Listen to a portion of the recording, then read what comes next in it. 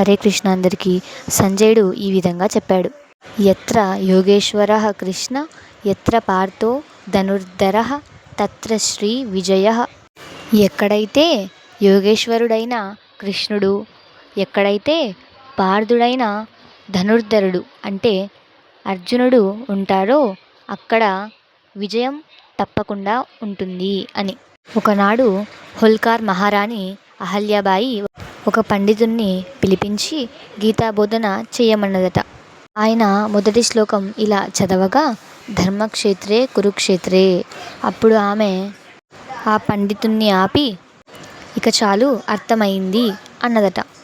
దానికా పండితుడు ఆశ్చర్యపోగా అప్పుడు ఆమె మహాత్మా, మీరు చెప్పిన పదాలను కొద్దిగా మారిస్తే క్షేత్రే క్షేత్రే ధర్మం కురు అంటే ఏ క్షేత్రంలో ఉన్నా ధర్మాన్ని ఆచరించు అనే కదా అర్థం. కనుక ధర్మాచరణమే మానవుడికి ప్రధానం. సంజయుడు ఏం సమాధానం ఇచ్చాడో నెక్స్ట్ వీడియోలో తెలుసుకుందాం. Until then Radhakrishna.